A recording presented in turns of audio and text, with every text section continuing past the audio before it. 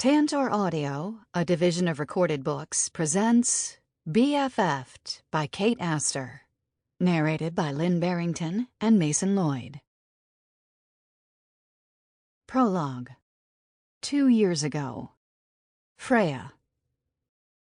SWM 26, naval officer PCSing to Annapolis for 2 years, looking for single female to share good times. I'll buy dinners out if you make me home-cooked meals sometimes. Must love outdoor activities, dogs, Italian food, and good microbrews. Must be kind to children and old people and have no criminal record. Scuba gear and skydiving experience a plus. Short-term commitment only. He has to be a fake. I gaze at the chiseled face and the penetrating cerulean eyes staring at me from my phone. Damn, he is hotter than $3 beers on a Friday night at O'Toole's. And in Annapolis, that's saying plenty. But he's definitely a fake. No naval officer moving to Annapolis with a face that belongs on a Hollywood red carpet needs to turn to a dating app to find women. But if he is the real thing... I've been perusing profiles for a few weeks now, my latest research tactic since every Navy guy I've met recently at O'Toole's seems more interested in getting laid than getting interviewed. It's been about 2 weeks since I came up with the idea of looking for a SEAL on a dating app. After contacting 3 men who purported to have Navy experience, I've discovered that men lie unapologetically when they write their profiles. This so-called scuba diving, dog-loving naval officer is probably no different. And his picture is likely copied and pasted from some stock photo website because, seriously, he's that flawless. But if this guy really is in the Navy and has scuba certification, not to mention is a skydiver, there's a good chance he might be a SEAL. And I need a SEAL like I need my next breath. Giving a determined nod to no one in particular, I tap the Message Reckless button on my phone and write, Reckless, SWA, single white author, 21, looking for technical help with my book about a SEAL. I love dogs. I'm kind to all children and old people unless they are standing on the left side of the escalator. I'm a native New Yorker, so that's completely unacceptable. I'm open to skydiving, but only after I get better health insurance. I have no interest in scuba because being underwater makes me claustrophobic. But I will make you my grandma's secret recipe for chicken parmigiana in return for your answers to a few questions about Navy life. I'll even throw in garlic bread if you happen to know anything about SEALs. No sex, please. I'm on a deadline. I smile at that last part. May as well be right up front with that. Even if he does look like he could rock my world, I have no interest in mixing business with pleasure if this guy turns out to be the real thing. But of course, he won't be. My finger hovers over the send button for a few moments. Hovers still as my eyes migrate toward the 300-page manuscript collecting dust on my bookshelf, which desperately needs some military flair that I simply can't inject, being the daughter of 2 accountants whose most patriotic experience is hanging our flag out on the 4th of July. Holding my breath momentarily, my finger twitches, and finally taps send. Chapter 1. 2 years later.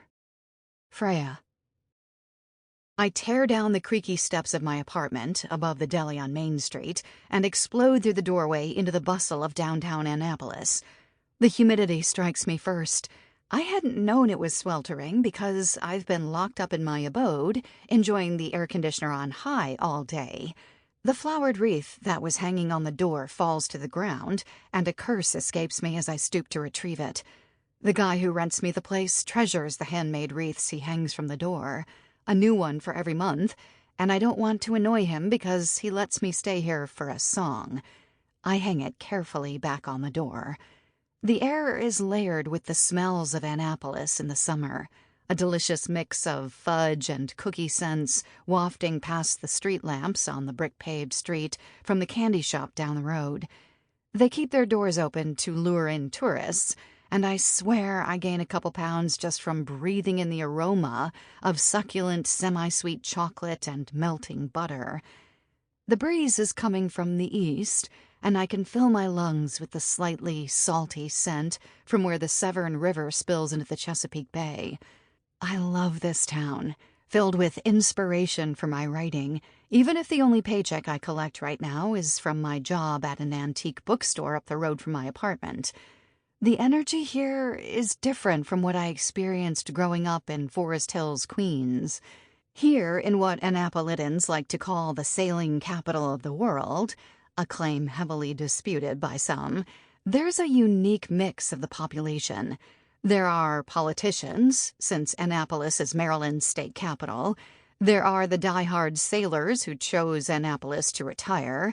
Then there is the United States Naval Academy, which brings a constant influx of service members, including the guy who has become one of my closest friends these past couple years.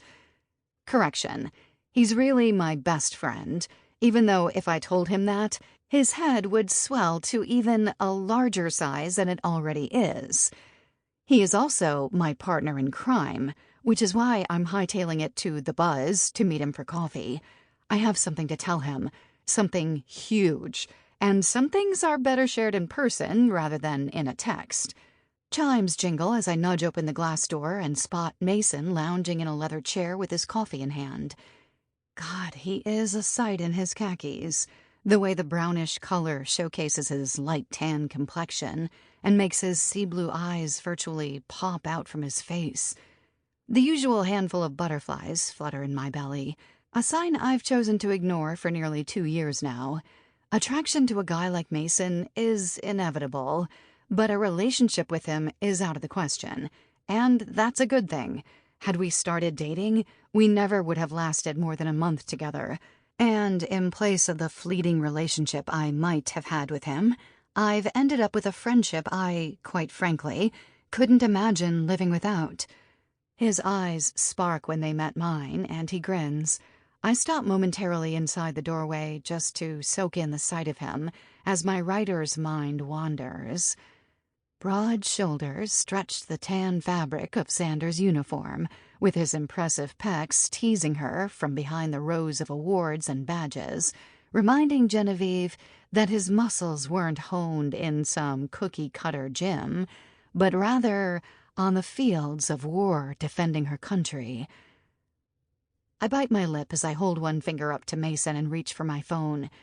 Pecs tease her from behind the rows of awards, I begin typing. I like that line and think I'll try to work it into my next round of edits. My eyes dart upward from my phone again as I walk toward him. I grin at his image, just as picture-perfect as the hero in my book. It's no damn wonder I can't resist being a little inspired by the sight of him. I am a girl, after all. "Hey, hot stuff," he greets me.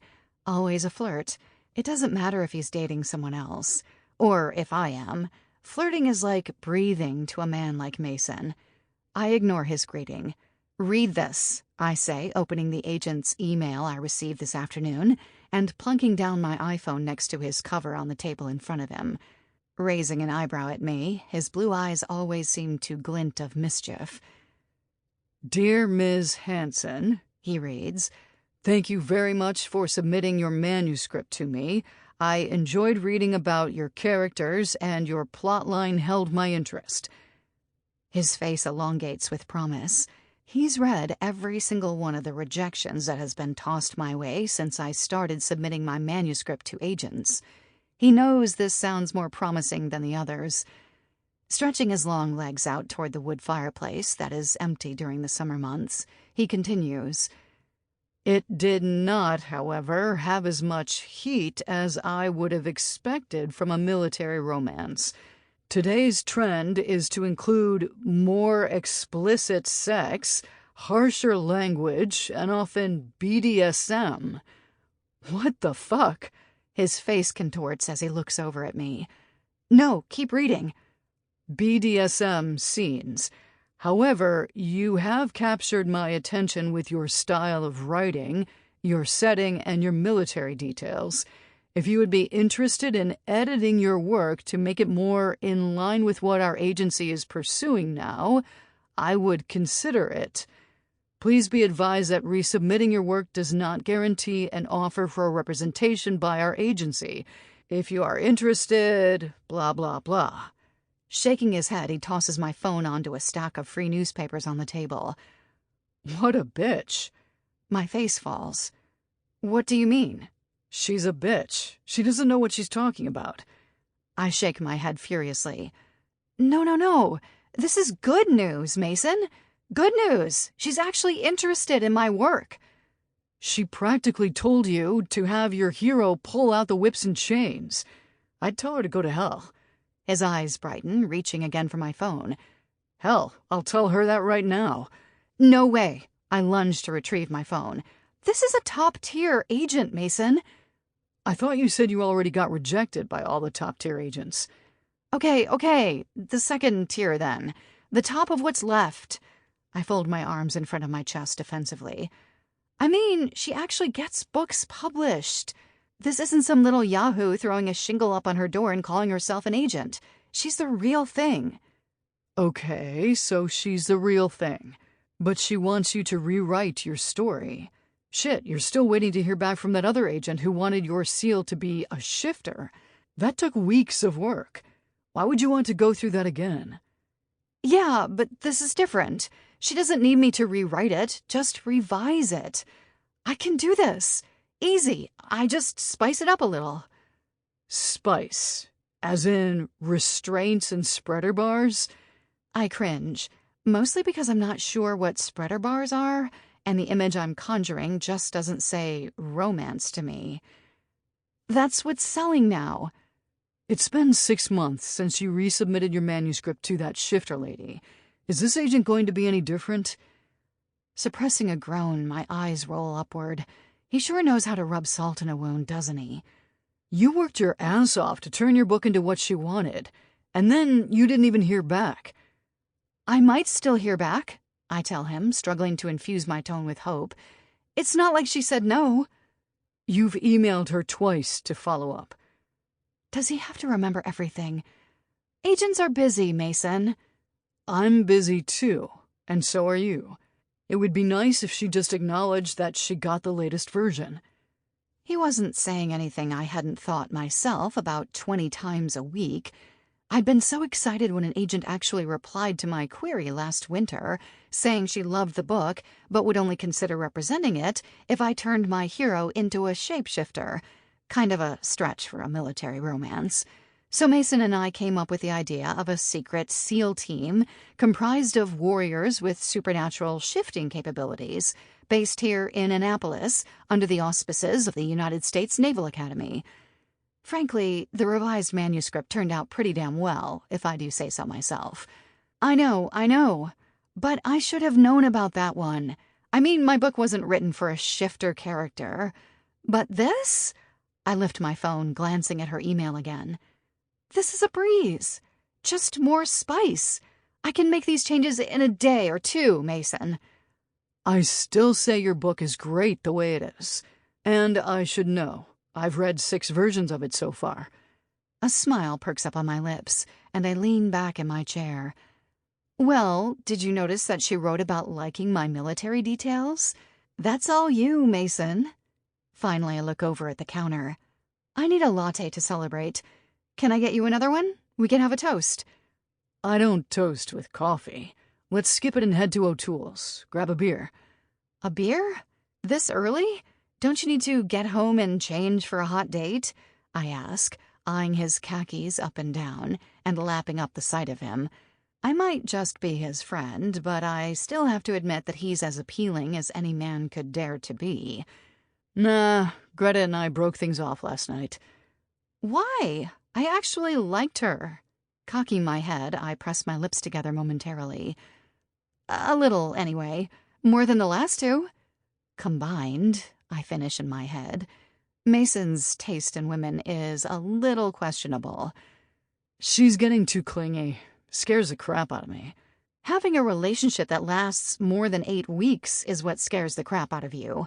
He almost looks like he's going to argue with me, but then shrugs, conceding. Yeah, me having a relationship longer than that is as likely as you driving across a Bay Bridge. Touché, his eyes say as he finishes. Ouch. He's right. I guess we all have our issues. I drive across bridges in Annapolis every day, but that Bay Bridge leading to the Eastern Shore terrifies me. I don't mind if someone else is driving, but the idea of me at the wheel makes me break out in a feverish sweat, even sitting here at the buzz. Okay, you win. Besides, I'm leaving in a matter of days. You know I don't do the long-distance thing. I can't help the frown that forms on my face. I wasn't up for a reminder that Mason is leaving me. I mean, Annapolis. Leaving Annapolis, my brain quickly corrects. But it still feels like I'm losing my right arm. Breaking it off now is the right thing to do, he continues. It was completely mutual. I shake my head. God, I'm so glad I don't date men like you. Mason Adler is everything any woman would fall for and immediately regret, bundled up in an intimidating frame with an 8-pack I've had the pleasure of viewing on our many trips to Sandy Point State Park for a day at the beach. I'm trying to be noble, and you're chastising me for it, he comments, rising to his full 6 feet 2 inches and extending his elbow my way. Come on, I'll buy first round if you don't spread the word to Annapolis's women that I'm a pain in the ass with commitment issues.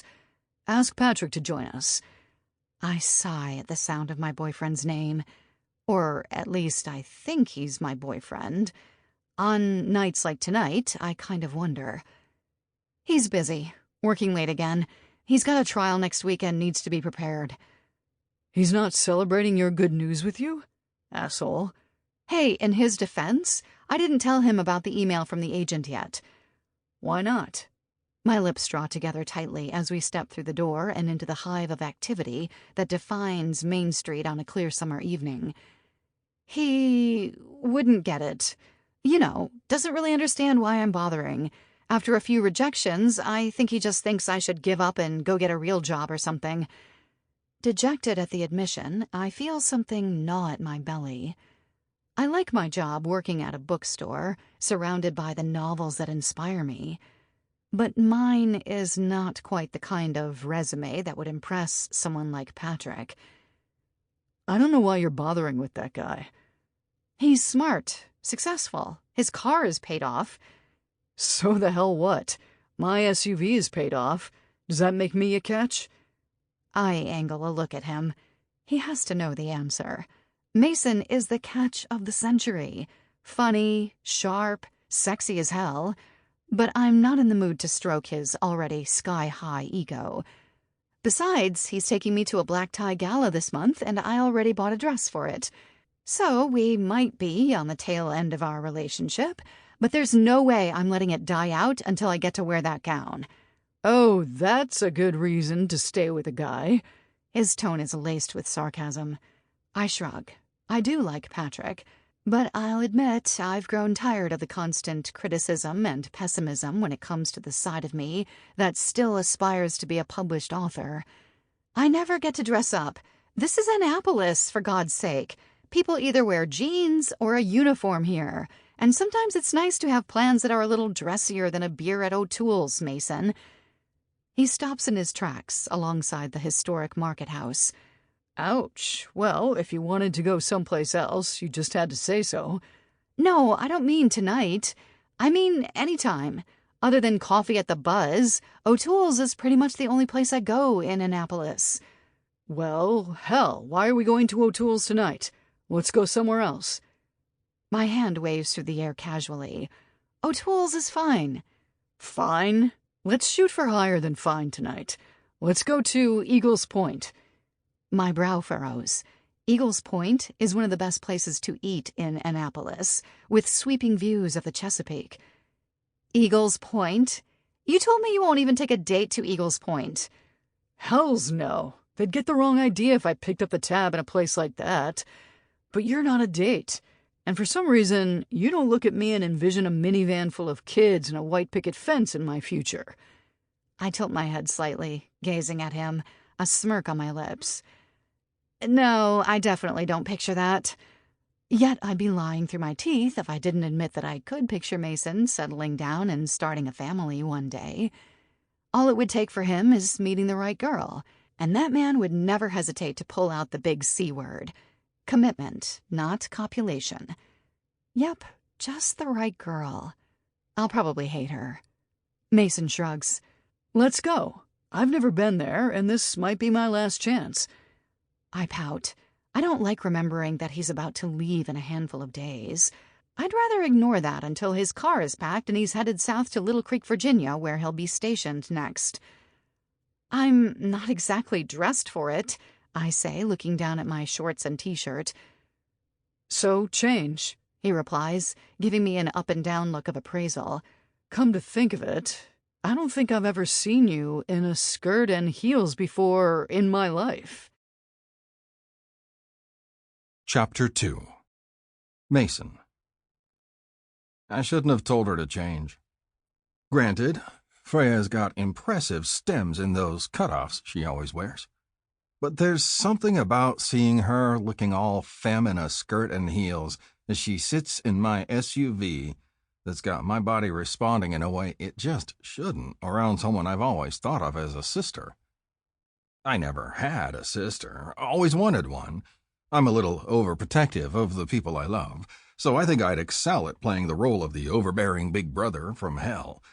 And, like any guy, I like to do things I'm good at. But instead of my mom popping out a sweet, innocent sister I could protect and defend, I got stuck with 3 brothers, all as alpha as I am. My poor mother. I suppose it's not a surprise that we all ended up in the military. One of my brothers is a SEAL too, though we've never been on the same team. There is a God. The other 2 are in the Army, both graduates of West Point. So you can imagine, it's hell in our family every December, with half of our brood cheering for Navy and the other half for Army. With all the testosterone in our family, it's no wonder I find hanging around Freya so appealing. She's so sweet and needy, but only in that budding author kind of way. She's always asking me questions about Navy life and plopping manuscripts in front of my face. And as much as I complain about reading what is essentially female porn, I find it a refreshing change from the normal things I do in my workday. Besides, I think all men should read a little romance. They're like user manuals for women. They say exactly what women want, how often, and for how long in the most graphic detail. Romance authors should re-release their books and market them to men, entitling them How to Get Laid Quickly and Efficiently. Even better, Freya shows her appreciation for my help with homemade meals that make me feel like I'm back home in Connecticut, where my mom is always whipping up something new she saw on the Food Network. With Freya around, I'm no longer eating my meals out of a can, instead devouring everything from her grandma's secret recipe for chicken parmigiana to fresh-rolled sushi. I mean, sushi. Whoever thought I'd actually eat chick food like that and enjoy it? My stomach growls at the thought of Freya's cooking as I open the door for her to Eagle's Point and we take in the breathtaking views of the bay. Truth be known, I'd much prefer eating at her place than coming here. But I owe her a celebration meal, and if that boneheaded ass she's been dating these past couple months isn't going to celebrate with her, then that duty falls to me. And speaking of that boneheaded ass, oh my God. Her acerbic tone slices through the air as she sees Patrick at the same time I do. Isn't that Patrick? I ask. The pallor of her face has got me ready to catch her if she falls. Yeah, that's him, she answers. He's sitting with a redhead, and I'll admit she's hotter than hell. And from the way their hands are entwined, I'm betting that she's not his sister. Or, if she is, their family is ready for an episode of Dr. Phil. Do you know the woman? I dare to ask. We're still standing far enough away that they can't see us.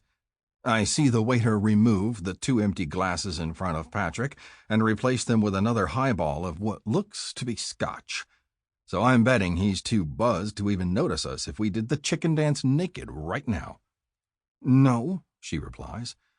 I'm sorry. The guy's a putz. You know I've been telling you that for weeks now. She doesn't respond, and I should have expected that she wouldn't. She's in her zone right now, fueled by a temper that could power a city for a week. I follow her as she stomps toward him. 2 months together, and you've never taken me here, she bites out when she arrives at their table, one hand resting on her hip.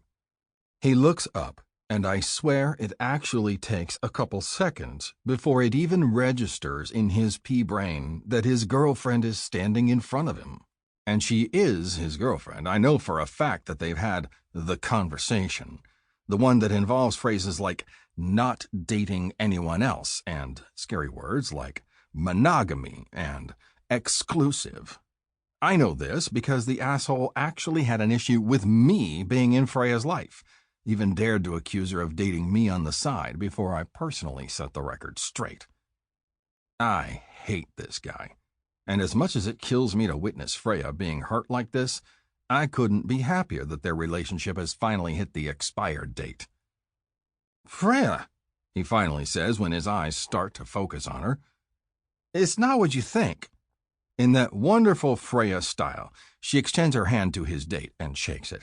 Hi, I'm Freya, his girlfriend. So sorry both of us hooked up with this loser. Patrick narrows his beady little eyes. You can't accuse me of doing anything that you're not. Look at you, here with that lunkhead SEAL. I actually snort, trying to keep the laughter from escaping my lips. I didn't know people actually used words like lunkhead anymore. Seriously, who says that? We're just here as friends, celebrating some good news that you didn't take an interest in since you said you were so consumed by work tonight, preparing for a trial. So, how about you? Are you here as friends? She launches that question at the woman sitting across from Patrick, and I swear I detect some sympathy in her tone when she asks it. No, I didn't think so. In fact, I think I'll be leaving now, the woman responds. Atta girl, I want to tell her as she plunks down her napkin and strides out of the room. I don't even know that woman, but I like her moxie. And if I wasn't 100% committed to supporting Freya at this moment, I'd be chasing her down for her number. Don't ever call me again, Freya tells Patrick so matter-of-factly that I'm wondering if she ever had any real feelings for this guy. Her voice doesn't crack in the slightest. It doesn't waver. And you can pick up the shit you left in my apartment. I'll be tossing it out my window. He stands now and starts following us out of the restaurant with the waiter behind him saying, Sir, would you like a takeout container? Don't you fucking dare, Patrick shouts. I've got an Armani suit at your place. Sir, would you like the check? The waiter asks. Freya! We're in the lobby now, being chased down by a waiter. My fist itches to implant itself in the side of Patrick's face. But I can't do a damn thing. Not yet. It's the irony of being a SEAL. Everyone expects us to be the first ones to flatten a guy when he treats a woman this way, especially when the woman happens to be his friend. Yet, we can't. Rules of engagement, Mason. It's like I can hear the voice of every CO I've ever had in moments like this. So, I wait like a cheetah waiting to pounce. And I don't have to wait long. Freya, don't you dare toss my Armani, he says again and grabs her arm. Get your hands off me, she shouts, whipping around just as I dig my fingers into him, yanking his grip from her arm. Eyes flashing, his fist predictably flies toward my face, and I duck to avoid it. Hot damn. My knuckles plunge into his chin, knocking him clear off his feet. The hostess and a waiter applaud. Don't you ever lay a hand on her again, I warn, standing over him, or the next time I won't let you off with just one punch. It felt good to hit this guy, and I'd do a fist pump as we stalk out into the parking lot, except that I've got Freya with me, and I'm now waiting for the tears to start. I glance over at her, and she's not crying. She's laughing. Laughing! Then she stops abruptly. I can't believe you just punched a trial lawyer. Are you out of your mind? He grabbed you. What was I supposed to do? I defend. Besides, he swung at me first. I had every right. But he's a lawyer, Mason. Now her eyes look worried. You need to be squeaky clean for your TS clearance. It's his word against yours. And yours. And the waiter and hostess, who seemed to take my side from the applause I heard, and the security cameras. There was a camera? Of course. 2. In the lobby. Right where I punched him, I tell her. I could have guessed there would be. Sample complete. Ready to continue?